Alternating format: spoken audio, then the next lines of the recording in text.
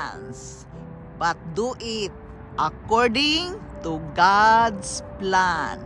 Hello friends, this is Yundel, and today's share is about we all have plans, but are you willing to do it according to God's plan?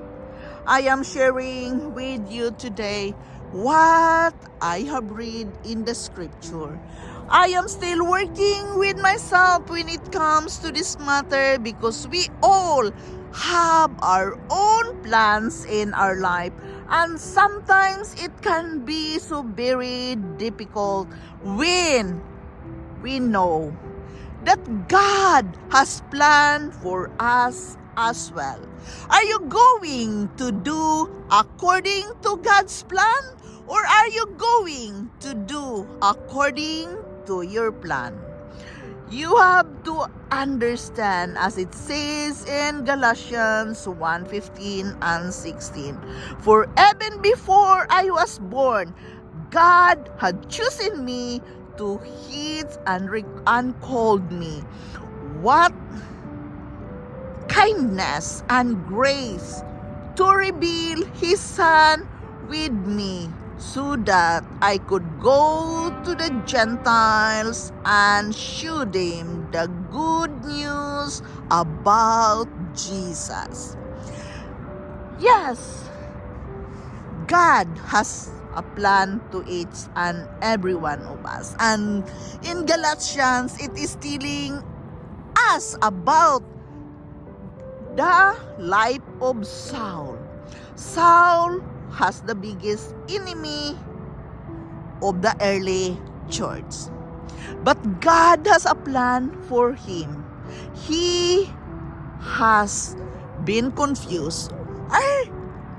Is he going to do the thing for his plan or according to God's plan?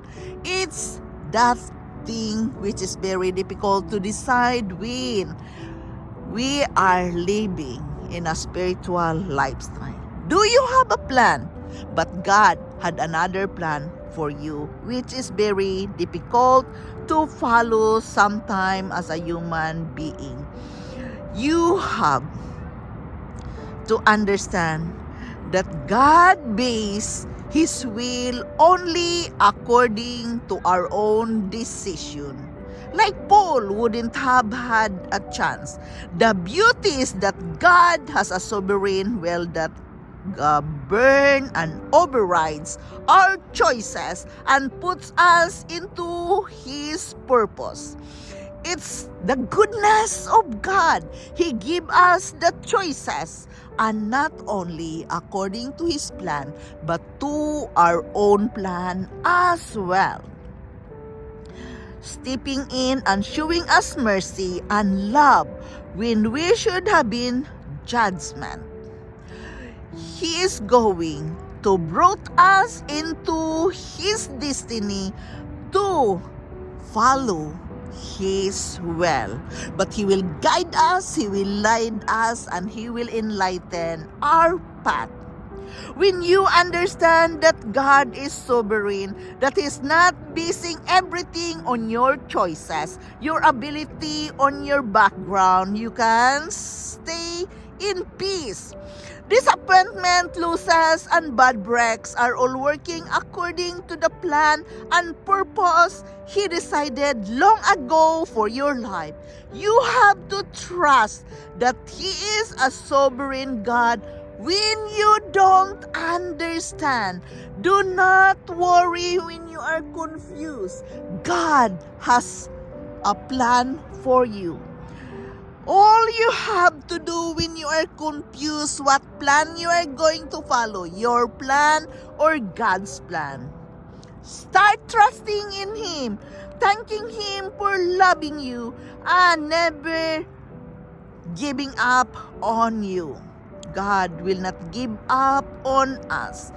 He is with us, and He is willing to guide us and lead us when we confront unto Him by thanking Him in advance and everything He do for us, and by the blessing He has showered us every day. Like what he did in the life of Saul from the book of Galatians. Your plan must not be the right plan for you, so try to switch it out according to God's plan.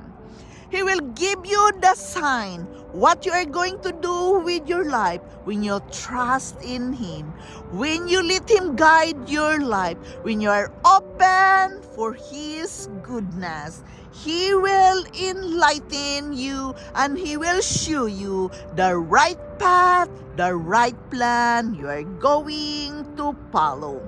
But the key here is to acknowledge Him at first. Acknowledge the goodness of God. Simply trust into Him. Believe that He will be bringing you into the fullness of your destiny. Do not feel confused. Do not feel discouraged. Just fully trust in Him, because at the end, He will bring you farther until the end of your destiny. This is Yundel. Thank you for listening. Thank you for dropping here in my channel. I am very grateful to each and every one of you supporting me here in my life journey. I love you all and bye-bye.